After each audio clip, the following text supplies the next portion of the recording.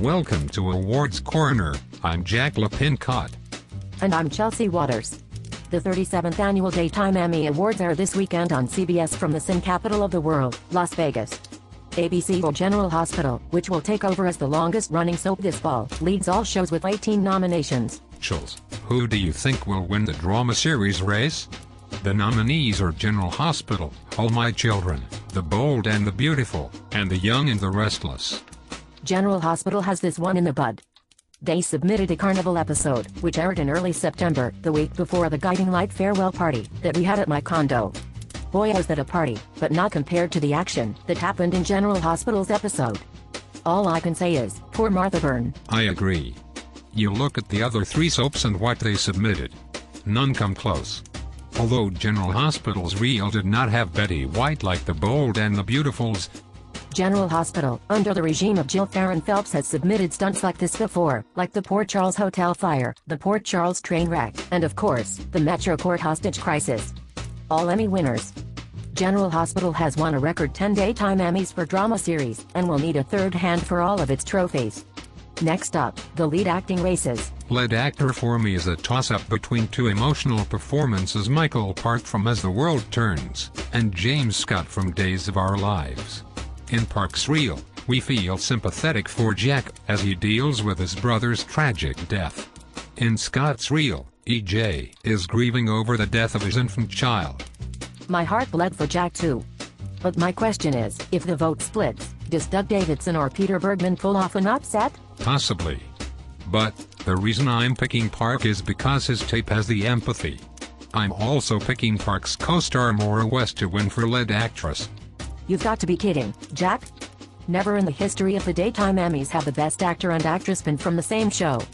I think Michelle Stafford will win, because she has a gusto performance, and Phyllis is one of those characters that needs to be showered with a lot of affection, and pampered with a lot of Emmys, kind of like Tony Geary or John Larroquette. First up, 1975 was the only year in which the lead actor and actress were from the same show. Second, here's my case for West winning. To quote the Jamie Foxx song, "Blame it on the alcohol." Emmy voters love drunkards, plain and simple. Dennis Franz, Sharon Gless, Kirstie Alley, Jordan Clark, Linda Dono, all won Emmys for alcoholic segments. West will join the club. I'm not saying that West's alcoholism storyline was ridiculous. I feel that Emmy voters won't honor both Park and West. Also, look out for a Crystal Chappelle upset. In the supporting actor category, the nominees are Bradford Anderson, Jonathan Jackson, Brian Kerwin, Billy J. Miller, and Ricky Paul Golden. I think that Brian Kerwin could pull off an upset, but don't be surprised if three-time Emmy winner Jackson picks up a fourth. Golden was robbed 3 years ago for his drug storyline on Guiding Light. He's past due, but I think that it's between Miller and Jackson. Miller submitted the same type of episode that won Christian LeBlanc at the Emmy last year. I'm not too keen on Emmy voters rehashing things, but I'd be contradicting myself, because we both picked General Hospital to rehash a disaster plot for Emmy Gold for a fourth time. Supporting actress nominees are Carolyn Hennessy, Julie Pinson, Ariane Zucker, Beth Chamberlain, and Brie Williamson. This is not an open and shut category. It could go to any of these 5 lucky ladies. I would not be surprised if any of them won. However, the perceived frontrunner Stacey Haydock was robbed for her Patty Duke doppelganger turn on The Young and the Restless. With Haydock being left out in the cold, I think that it will be either Hennessy or Chamberlain, because those tapes were the best out of the 5. And if Chamberlain loses, it's because voters weren't 100% connected to the storyline. If Hennessy loses, it's because Emmy voters hate comedy, which is why Trent Dawson was snubbed again this year. Don't be hating on my Henry, Jack. We're taking a break from the juicy drama of daytime to the talk show circuit. The biggest news of the awards was that Ellen DeGeneres pulled an Oprah Winfrey and took her name out of consideration for the talk show host race. It's pretty much an open race, despite the fact that the hosts of The View pulled off a god almighty last year by winning for talk show host. Dr. Oz is the new kid on the block, and Emmy voters will keep on voting for the kid until the show goes off the air, like Wayne Brady and Rosie O'Donnell, or takes their name out of consideration, much like Oprah and Ellen. Or Bill Cosby. Even Bill Cosby. However, I'm rooting for Bonnie Hunt, because her show was cancelled. However, don't be surprised if Dr. Oz wins, just like Jack predicted. In the children's series categories, Chelsea and I both predicted two oldies but goodies to win.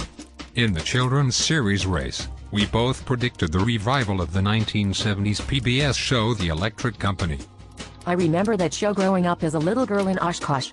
Just like old times, like Glenn Miller said. Guy Lombardo. Moving on, in the should be extinct because there's only been one winner in the entire history of the category preschool children's series. It's a no-brainer.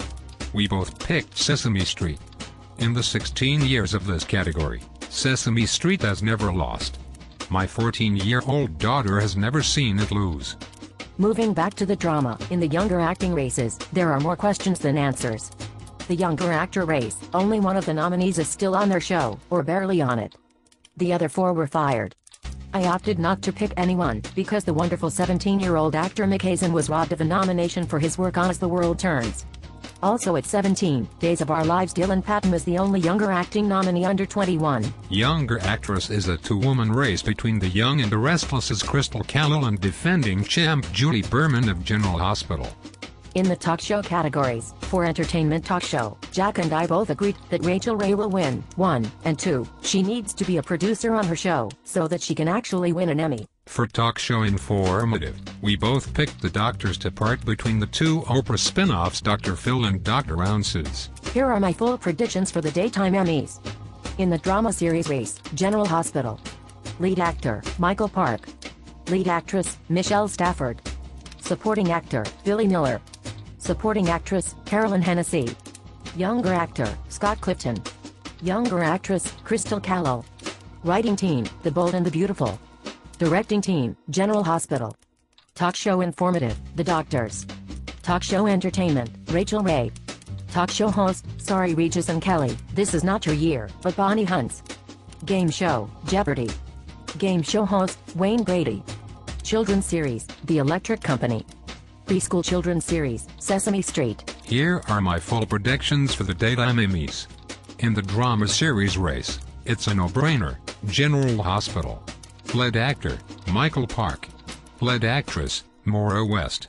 Supporting actor, Jonathan Jackson. Supporting actress, Beth Chamberlain. Younger actor, Drew Garrett. Younger actress, Julie Berman. Writing team, The Bold and the Beautiful. Directing team, General Hospital.